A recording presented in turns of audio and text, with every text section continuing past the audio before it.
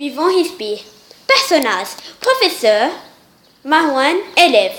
Cette pièce de théâtre pédagogique entre le professeur et Marwan, l'élève, qui a pour but d'enseigner la leçon d'SVT, les êtres vivants respirent. Scène 1. Marwan, le professeur. Salut mes chers étudiants. Aujourd'hui, on parlera d'une nouvelle leçon. Les êtres vivants respirent. Et avant de commencer cette leçon, vous devez savoir que tous les êtres vivants respirent. Mais qui t'a dit cela? Les études scientifiques, bien sûr. J'en suis pas sûre, mais je le sais si on fait une expérience. Ramène un criquet, un poisson dans un aquarium, une plante aérienne et aquatique, l'eau de seau, l'oxymètre, des bocaux, une grenouille. Tu en trouveras dans le lac auprès de nous. Et enfin, un escargot. Mais c'est beaucoup. Que manigance le professeur. Scène 2. En attendant que Marwan vienne, je vais vous donner la définition de la respiration. La respiration veut dire entrer au corps de l'air atmosphérique naturellement riche en O2, c'est-à-dire inspirer, et sortir de l'air riche en CO2, c'est-à-dire expirer. Et maintenant, on va faire une expérience pour démontrer que tous les êtres vivants respirent. Et maintenant, attendons que Marwan revienne pour faire cette expérience.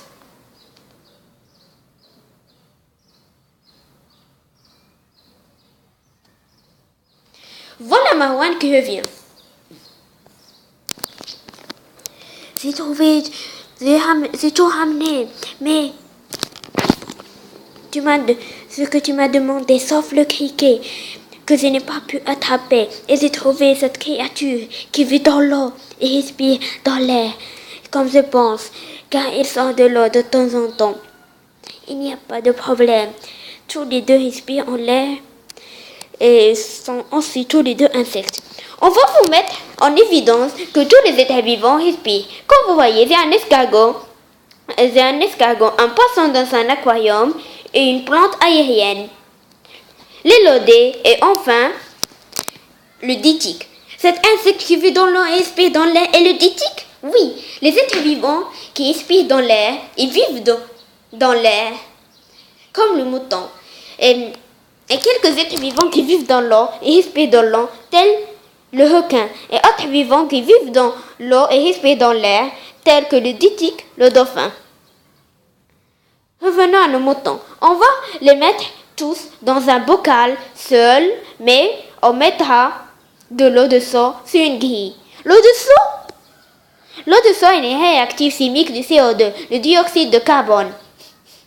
Il se trouve quand il se trouve avec lui en contact. Et tu me fermeras ce bocal, mais tu verras qu'il y a un trou où tu mettras l'oxymètre. L'oxymètre, c'est un appareil qui mesure la quantité d'eau de dioxygène dans un milieu ou dans un bocal. Et après, on attend.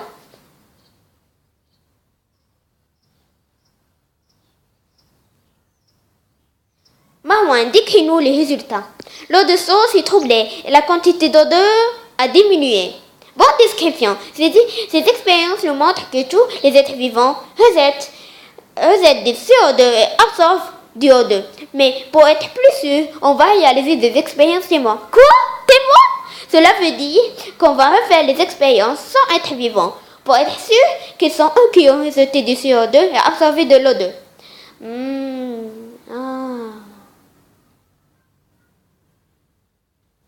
Je remarque que rien n'a changé. Mais maintenant, tu es sûr que tous les êtres vivants respirent? Oui. Mais par quel moyen, agent ou plutôt organe respire-t-il? Nous allons mettre en évidence cela. Prends ta loupe à main et tu verras des petits trous. Ce sont des stigmates. Ces trous absorbent en permanence du O2 et rejettent du CO2. C'est le cas de tous les insectes. Maintenant, j'ai compris pourquoi le cafard peut vivre certains jours sans tête. Car il respire de ses stigmates, pas de sa bouche comme nous. Oui, c'est vrai. Maintenant, on va dissecter cet insecte.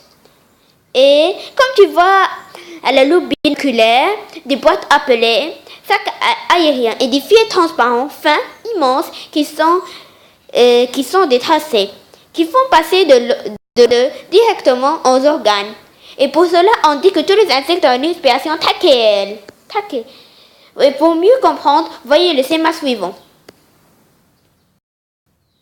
Et nous, on respire grâce à des poumons qui sont transparents, fins, immenses et rythmo-vascularisés. C'est le cas des mammifères et de l'escargot, sauf que ce dernier ne possède pas des alvéoles pulmonaires. Voici le schéma de la respiration des êtres vivants à respiration pulmonaire. Des alvéoles pulmonaires? Nous en parlons plus tard. On va dissecter cet escargot. Marwan, qu'observes-tu? J'observe que la paroi du poumon est transparente, immense, fine et rythmo-vascularisée. C'est les êtres vivants à respiration pulmonaire. C'est le sang qui transporte l'odeur aux organes.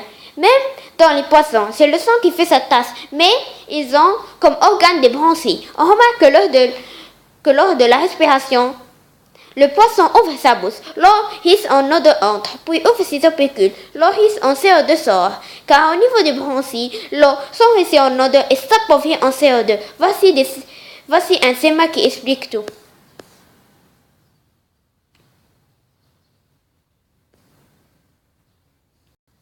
Pour finir, j'ai choisi la grenouille. Cet animal bat à la fois en air grâce à ses poumons et grâce à sa peau rythmo-vascularisée.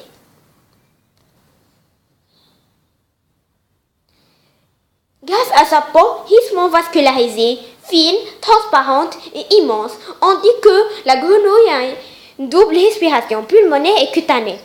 Très bonne explication, monsieur, mais je veux savoir comment les plantes respirent. Les végétaux aériens respirent grâce à des stomates, petits trous microscopiques au-dessus de la feuille. Et les plantes aquatiques grâce à une membrane qui la recouvre, la cuticule. Merci. Les auteurs sont Youssef Malouane et Abdelaziz Harbi. Fin.